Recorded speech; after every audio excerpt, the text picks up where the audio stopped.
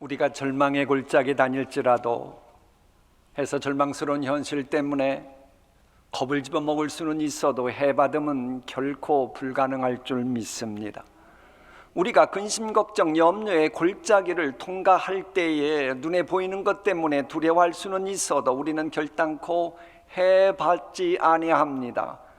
왜? 주님께서 우리의 목자가 되시기 때문입니다. 우리 삶의 현장에서 주님께서 나의 목자이심을 생생히 느낄 수만 있다면 우리는 기쁨 회복할 수 있습니다. 기뻐 찬양함이 언제부턴가 스톱했다. 그거 왜 그렇습니까? 여호와께서 나의 목자이심을 생생하게 느끼지 못하고 있기 때문에 그런 겁니다. 인간의 모든 것을 창조하시고 찬양한 것처럼 바다의 파도까지 순종케 하시는 그 하나님이 나의 목자이시고 나의 아버지이심을 생생하게 느낄 수만 있다면 뭐가 그렇게도 기쁨을 빼앗긴단 말입니까? 하나님께서는 우리에게 너는 기뻐할 자격이 있다. You deserve it. 너는 자격이 있다. 기뻐해라. 항상 기뻐해라. 왜? 너에게는 죽어 하면서도 얼마든지 부활의 소망 비전 가질 수 있는 부활 신앙인이기 때문이라고 하는 겁니다. 무엇보다도 인간의 흥망성쇠 생사화복 주장하시는 여호와께서 우리를 기뻐하시기 때문이에요. 여호와께서 우리를 기뻐하신다고 하는 얘기는 우리는 얼마든지 기뻐할 거리들이 있다고 하는 이야기입니다. 만약 여호와께서 우리를 기뻐하신다고 하는데 정작 나는 기뻐할 건수를 찾지 못하고 있다면 여러분 무슨 죄인 줄 아십니까? 아니, 하나님은 내가 기뻐할 거리도 없는데 날 기뻐하네. 나는 근심, 걱정, 절망, 염려, 좌절할 수밖에 없는데 날 기뻐하네. 그럼 하나님은 어떤 분이란 말이에요? 우리가 좌절하고 절망하고 낙담하는 그 현실을 보고 기뻐서 히히하는 사이코란 말입니까? 하나님을 사이코로 전락시키지 않길 바랍니다. 하나님이 우리를 기뻐하신다고 하는 얘기는 우리에게는 분명 하나님이 기뻐하실 수밖에 없는 그 무엇이 있다고 하는 이야기입니다. 스바냐 3장 17절 말씀 우리 함께 읽습니다. 너의 하나님 여호와가 너희 가운데 계시니 그는 구원을 베푸실 전능자이시라. 그가 너로 말미암아 기쁨을 이기지 못하시며 너를 잠잠히 사랑하시며 너로 말미암아 즐거이 부르며 기뻐하시리라 하리라. 어떤 상황에 있을지라도 얼마든지 구원을 베푸시고 건지실 수 있는 전능자 하나님이 기뻐하신다는 거예요. 그러면 여러분은 하나님 보시기에 기뻐할 건수들이 얼마든지 여호와께로 예비되었다라고 하는 겁니다. 물론 우리 동신교회 수준의 분들이 나는 요즘 기뻐할 상황이 아니라고 말한다면 분명 무슨 이유가 있을 겁니다. 한치 앞을 내다볼 수 없는 인간이기 때문에 그럴 수 있습니다.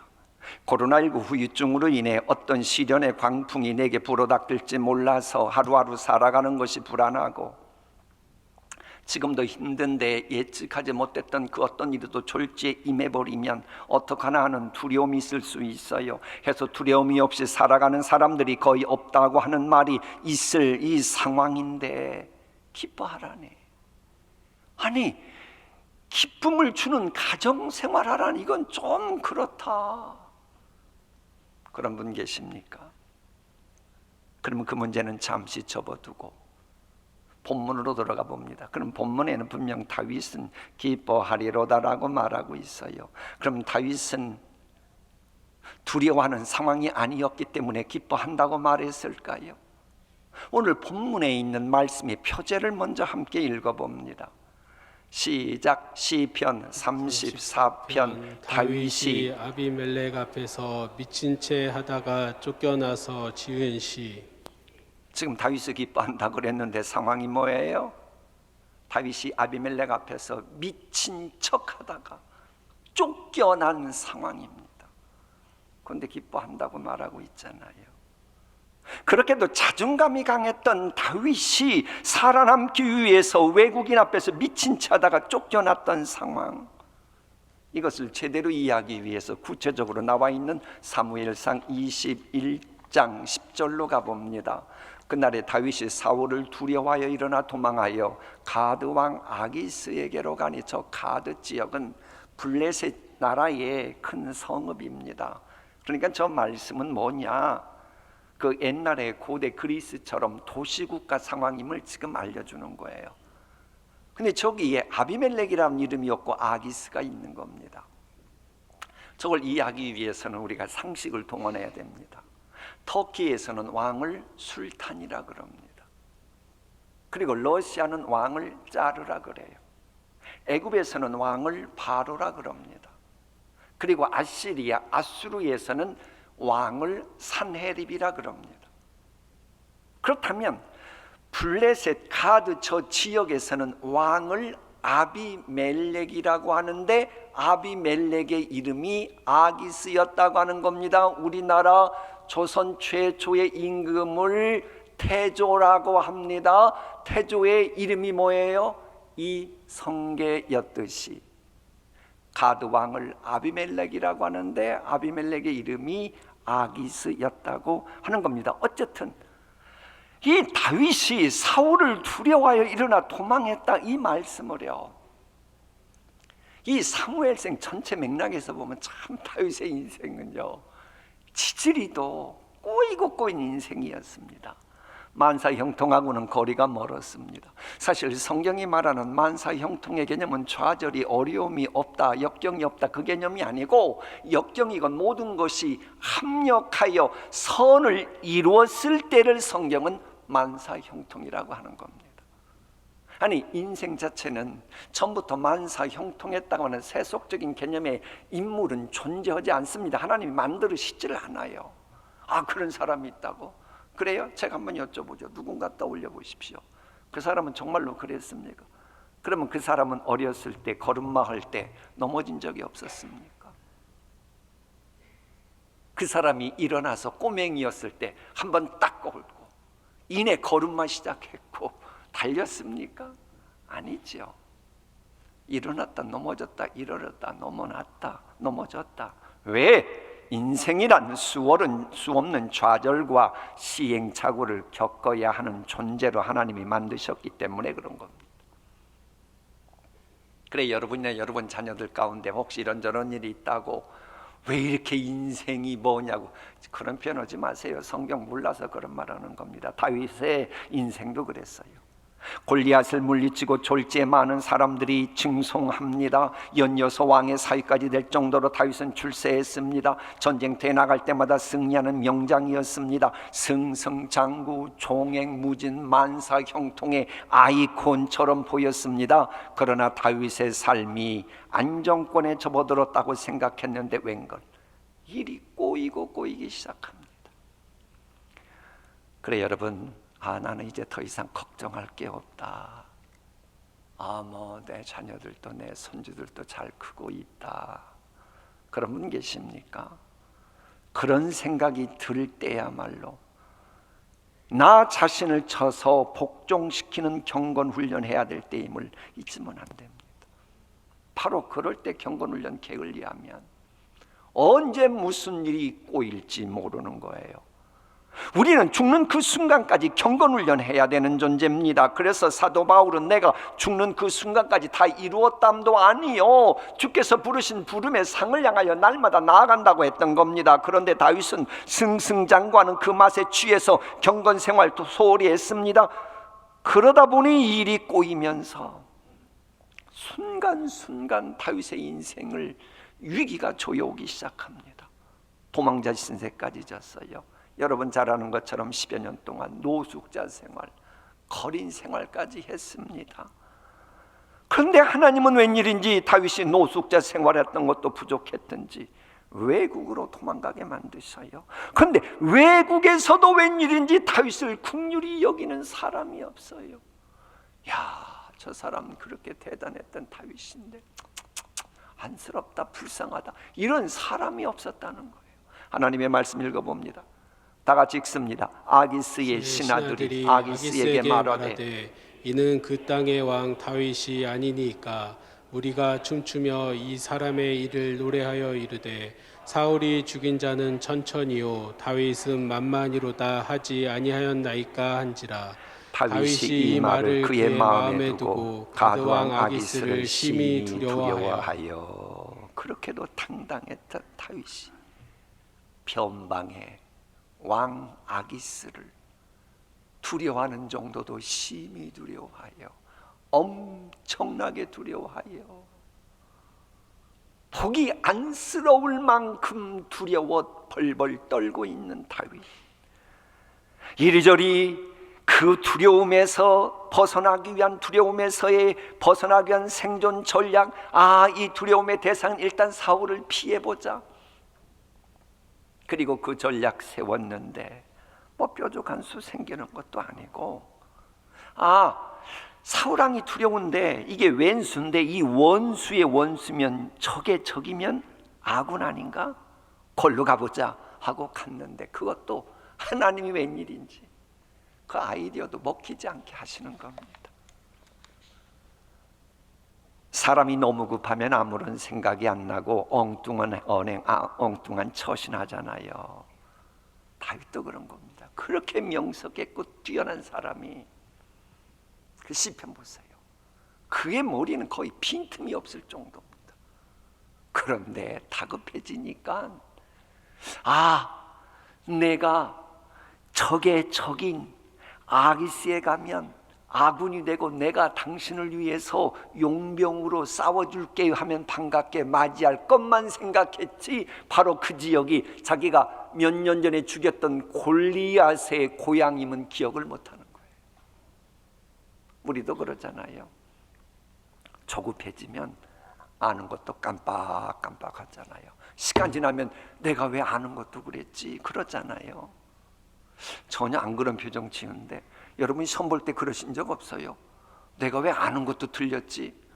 아이고, 우리 교인들은 다 모범생들만 계신가 봐. 벼랑 끝에 몰려서 행했던 처신이 죄악의 처신이 되어버린 거예요. 그래서 미친 척까지 하게 되는 겁니다. 그들 앞에서 그의 행동을 변하여 미친 채하고 대문짝에 그적거리며 침을 수염에 흘리매, 지략까지 겸비한 명장 중에 명장이었던 다윗, 전동네 베들레헴 출신으로 불세출의 영웅이 되어버린 입지적인 인물이었던 다윗, 이제는 그가 살아남기 위해서 구찬 생명이라도 연명하고 파서 평소에 우습게 알던 사람들 앞에서 침질을 흘리며 미친 척하고 있는 겁니다. 자존심 내려놓고. 이런 자기 자신을 보면 다윗은 얼마나 비참한 생각 들었겠습니까? 이런 일들이 여러분과 여러분의 자손에게는 영원토록 임하지 않기를 축복합니다. 그렇게도 사력 있고 진중했던 다윗이 어쩌다가 이렇게까지 됐습니까? 우선 조급했기 때문입니다. 조급하니까 그러는 거예요. 그럼 왜 조급해졌어요? 두려움의 포로가 됐으니까. 왜 두려움의 포로가 됐어요? 믿음이 식어졌으니까. 베드로는 믿음이 식어질 때에 계속 추락합니다. 자 보세요. 믿음이 식어지니까 처음에 예수님을 부인합니다. 믿음이 또 식어지니까 이제는 부인하고 두 번째 단계는 맹세까지 하며 부인합니다. 여전히 믿음이 회복되지 못하니까 세 번째는 믿음이 식어진 결과 저주까지 하며 맹세까지 하며 부인하는 단계로 막 추락해버립니다. 여러분, 여러분의 믿음도 우리의 믿음도 식어지고 붙들지 못하면 여러분이 생각도 못했던 어떤 처신을 할지 모르는 게 우리 인간의 실존임을 알아야 합니다. 두려움은 고귀한 존귀한 사람을 천박한 사람으로 만들어버리는 겁니다. 지혜로운 사람을 바보짓하게 만듭니다. 혹시 여러분 생각에 우리 그이는 그럴 사람이 아닌데, 우리 저 녀석은 그렇게 할 사람이 아닌데 왜 이렇게 부끄러운 처신을 했지? 왜 바보 멍텅구리 같은 짓을 했지? 그리고 손가락질 하지 마세요. 왠 줄 아십니까? 두려움이 있어서 그렇게 한 겁니다. 우리 남편이 뭔가 두렵구나. 저 녀석이 뭔가 두려워서 본래 모습 잃어버리고 저렇게 처신했구나. 그런 겁니다. 대인배와 소인배의 차이, 인간은 50보 100보입니다. 그럼 왜 이렇게 차이가 나는 거예요? 두려움이 있느냐 믿음이 있느냐, 이 차이예요. 믿음이 떨어지면 대장부가 소인배가 되는 겁니다. 다윗은 지금 손과 발이 묶인 상태잖아요. 오죽하면 외구까지 피시는 상태니까. 그럼 그럴 때는 입으로 동아줄이라도 잡는다고요. 근데 다윗이 저거면 살겠다 싶어서 동아줄을 물었는데 그게 썩은 동아줄이었던 거예요.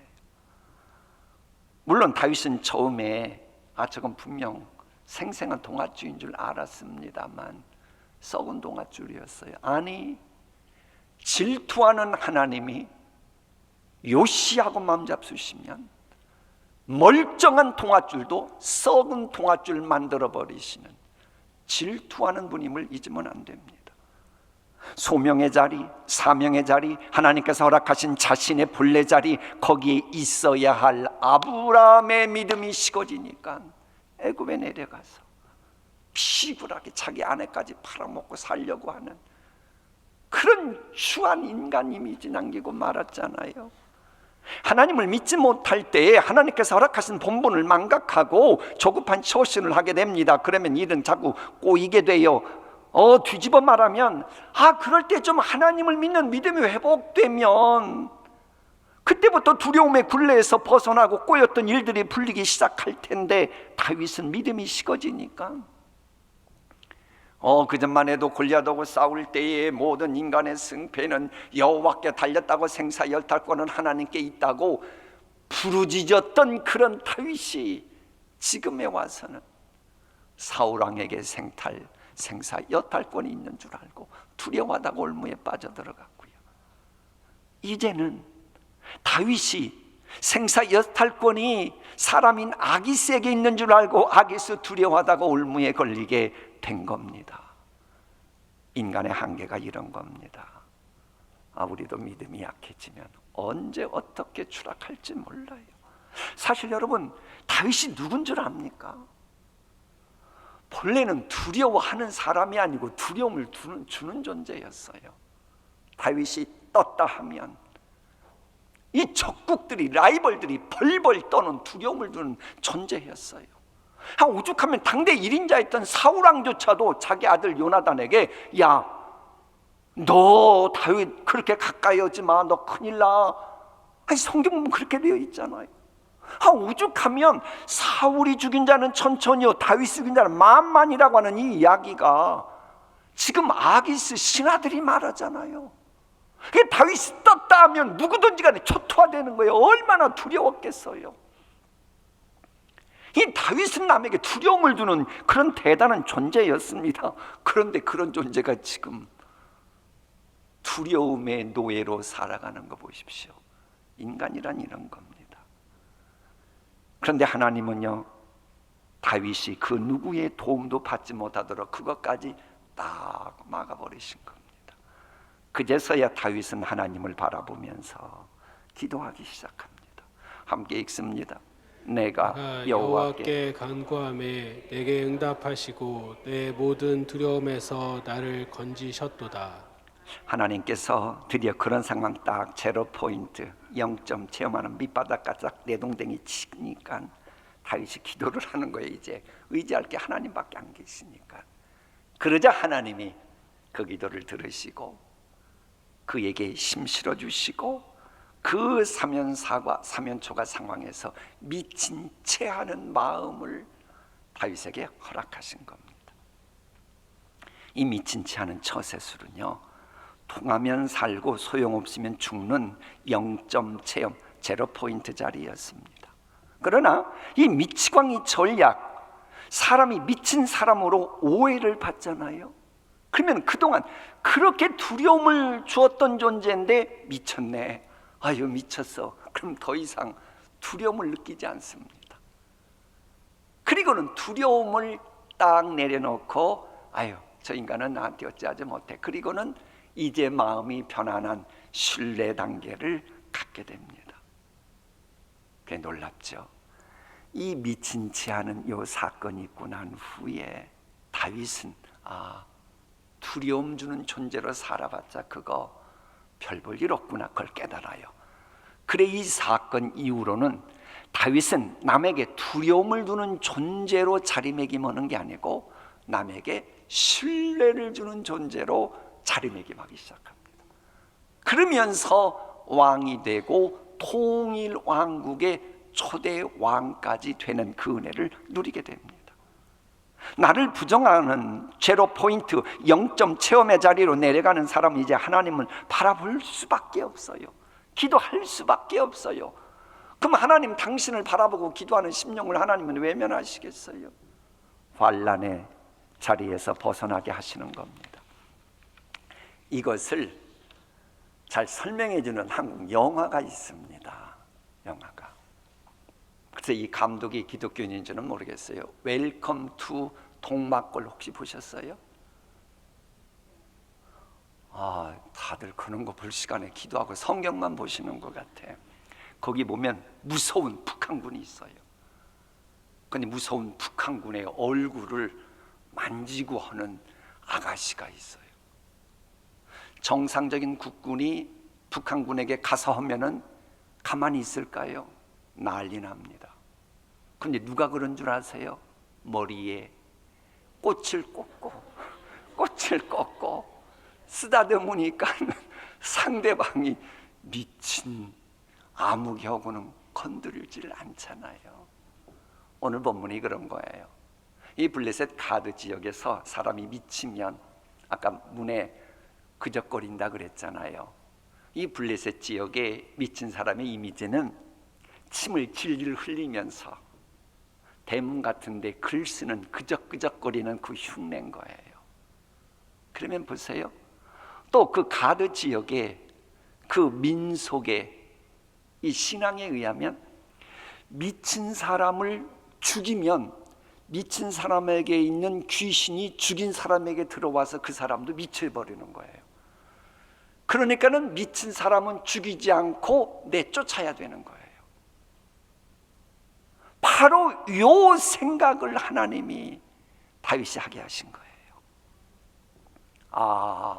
하나님은 민간 속설까지도 합력하여 선이 되게 하시는구나. 그걸 깨닫고 이제 쫓겨난 거예요. 그래서 미친 채 하다가 쫓겨남을 강조하는 거예요. 쫓겨나서 야, 하나님은 이런 분이구나. 하나님은 이런 분이구나. 그걸 알고는 좋아가지고 뭐 미친 채우는 상황이 좋아서 그런 게 아니고 거기에서 살아남은 하나님의 묘수가 너무 오묘하니까는 좋아서 송축하고 찬양하고 기뻐 찬양하고 이것만 가지고도 입이 근질근질한 거예요. 그래서 간증까지 하는 겁니다. 그래 이 소리를 듣고 기뻐하리로다. 다 함께 읽습니다. 내가 여호와를 항상 송축하며 내 입술로 항상 주를 찬양하리이다. 내 영혼이 여호와를 자랑하리니 공고한 자들이 이를 듣고 기뻐하리로다. 저 말씀 앞에 다윗이 아비멜렉 앞에서 미친 채 하다가 쫓겨나서 지은 시라고 하는 건 놓치면 안 돼요. 여러분 정말로 두려움이 없이 기쁜 가정생활 하고 싶습니까? 그런데 앞이 앞을 내다볼 수 없는 것이 인간의 실존인데 누가 이런 온갖 두려움에서 해방할 수 있단 말인가 그런 생각 드십니까? 다윗을 한번 벤치마킹 해보십시오. 다윗은 우리보다 더 힘들고 어려운 상황, 본래 높은 데 올라갔다 떨어지면 더 추한 법입니다.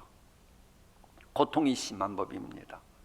그 불세출의 영웅이었던 다윗이 이렇게까지 추락한 거예요. 이렇게까지 추락하고 난 그가 어떻게 벗어났어요? 하나님을 향한 믿음으로 기도하면서 두려움에서 탈출했고 기뻐하며 찬양하게 된 거예요. 우리도 믿음으로 기도하면 황폐한 상황에서 환희의 창가 부를 수 있어요. 내가 아무리 황폐한 현재 여건이라고 해도 하나님을 믿는 믿음이 분명하면 이 황폐한 자리에서 환희의 창가를 부를 수 있다니까요. 왜요? 여호와는 광대하시기 때문입니다. 여호와가 광대하시다라고 하는 저것은 하나님의 영향력이 아주 넓고 높다는 말입니다. 내가 생각하는 그 범위 이상으로 얼마든지 내게 능력 베푸실 하나님이심을 말하는 그 표현입니다. 에베소서 말씀대로 생각하는 것이나 기대하는 것 그 이상으로 넘치도록 은혜 베푸시는 그 하나님이 아버지가 되신다고 하는 말입니다. 사실 우리는 하나님의 은혜와 하나님의 능력을 너무 제한하면서 신앙생활하고 있다는 생각 안 해보셨습니까? 겨우 내가 생각하는 그 범위 내에서만 하나님이 코로나 후유증에서 회복해 주시겠지. 여러분, 이런 믿음은 하나님이 여러분이 생각하는 범위 내에서 회복하는 것조차도 허락 안 하실 수 있음을 알아야 됩니다. 내 생각 범위 내에서 하나님의 능력을 제한하는 것만큼 하나님을 만홀히 여기는 불경은 없습니다. 내 능력의 한도 내에서만 하나님의 능력이 간신히 묻힐 뿐이라고 생각하고 기도하고 그리고는 대단한 기도 생활하는 척 하지 마세요. 내 능력 범위 내에 머물고 있는 것은 믿음이 아닙니다. 믿음은 내 능력 밖이라고 해도 얼마든지 내게 능력 주시는 자 안에서 얼마든지 할 수 있고, 그래서 내가 바라는 것을 성령께서 주시면 바라는 것의 실상, 그게 바로 믿음입니다. 하나님의 영향력이 미치지 않는 곳이 없습니다. 그래서 광대하십니다. 내가 바다 끝에 가서 거할지라도 하나님의 영향력은 미칩니다. 내가 하늘로 올라가서 어디 비행기를 타고 갈지라도 거기에서 하나님의 영향력은 미칩니다. 내가 동서남북 어디에 있을지라도 하나님의 영향력은 미칩니다. 내가 누굴 만나든지 간에 하나님의 영향력은 미칩니다. 내가 무엇을 하고 내가 무엇을 꿈꾸든지 간에 그 삶의 현장에서 하나님의 영향력은 미치고야 마는 것입니다. 자녀들의 진로 문제에도 하나님은 완벽한 영향력을 행사하십니다. 자녀들의 결혼 문제도 하나님의 영향력은 절대적입니다. 자녀들의 출산 문제도 하나님은 전지전능하신 영향력을 행사하십니다. 여러분의 건강 문제, 기도 제목 무엇이든지 간에 하나님의 영향력은 미치고야 마는 것입니다. 그래서 하나님은 광대하시다고 지금 다윗이 외치고 있는 것입니다. 제가 그 매일마다 기도하고 있는 기도 수첩이 있어요. 거기에 보면 우리 교회 어느 분께서 요양병원에 계신 장인 장모님을 위해 기도하시는 기도 제목이 있고요, 홈스쿨링하고 있는 손주들을 위해 기도하는 기도 제목도 있어요. 왜 그러는 거예요? 전능자 하나님은 요양병원에도 영향력이 미친다, 홈스쿨링에도 하나님의 영향력은 미친다, 이런 믿음이 있기 때문이에요. 다윗이 이 사실을 깨달은 거예요. 그래서 광대하신 하나님께 부르짖었더니 하나님께서 들어주시고 응답하셨다고 말하는 겁니다. 이런 간증을 다윗처럼 한 인물이 헨리 워즈워드, 여러분 잘 아는 롱펠로우도 했기에 소개합니다. 저는 무엇이든지 주님께 요구하고 싶을 때는 우선 먼저 현실 바라보지 않고 주님을 바라보았습니다. 그럴 때마다 주님은 저를 무안케 하지 아니하시고 필요한 것을 주셨습니다. 제가 주님의 풍성하시고 부드러운 사랑을 느낄 때에 모든 어려움은 눈이 녹듯 다 문제가 해결되었습니다. 주님을 사모하는 마음은 죄와 고통과 슬픔보다 더욱 강하오니 주님은 저의 생명이요 기쁨이십니다. 롱펠로우가 참 바람만장한 삶을 살아서 그때마다 기도하더니 결국 주님이 기쁨이심을 고백하는 거예요. 우리도 슬픔과 역경 중에 현재 있다고 해도 주님을 바라보고 기도할 수만 있다면 스펄전이 말한 대로 슬픔이나 환난을 통해서 다가오는 달콤한 기쁨을 맛볼 수 있어요. 스펄전은 그렇게 본 거예요. 내가 아무리 환난과 역경이 있어도 주님을 바라보면 이 슬픔, 역경, 그걸 통해서 오는 기쁨이 너무 달콤하다는 거예요. 하나님의 말씀 다시 읽어봅니다. 시작. 내 영혼이 여호와를 자랑하리니 공고한 자들이 이를 듣고 기뻐하리로다. 나와 함께 여호와를 광대하시다 하며 함께 그의 이름을 높이세.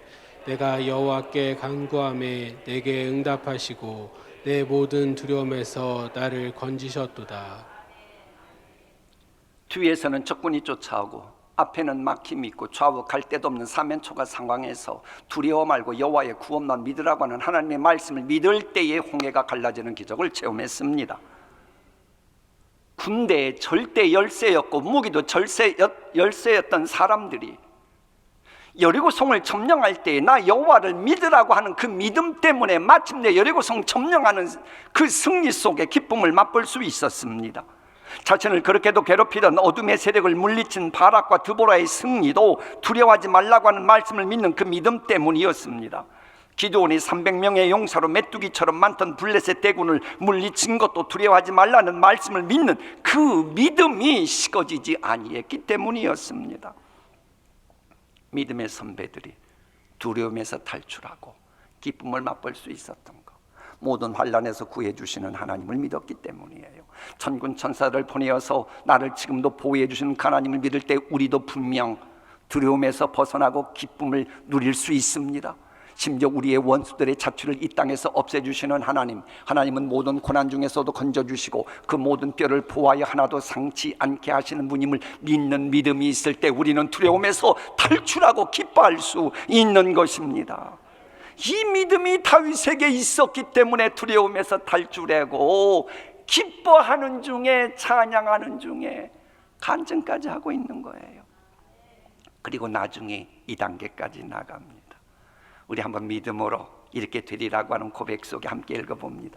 너희 성도들아, 여호와를 경외하라. 그를 경외하는 자에게는 부족함이 없도다. 젊은 사자는 궁핍하여 줄일지라도 여호와를 찾는 자는 모든 좋은 것에 부족함이 없으리로다. 아멘. 저 말씀이 시편 34편 9절 10절이에요. 34편 1절 표제가 뭐라 그랬어요? 다윗이 아비멜렉을 두려워하여 미친 채 하다가 쫓겨났던 시인데 저 단계로 나아간 것입니다. 여러분의 지금 현실이 어떠하든지 간에 여러분도 저런 고백을 할 수 있는 단계까지 나가길 축복합니다. 그런 분들이 많아져가는 우리 동신교회가 될 줄 믿습니다. 그래서 나만 기쁨을 회복하는 것이 아니고 가족에게도 기쁨을 주고 맹그로브 사역으로 맺어진 다른 형제자매들에게도 기쁨을 주는 우리 모두가 되기를 축원합니다. 기도하시겠습니다.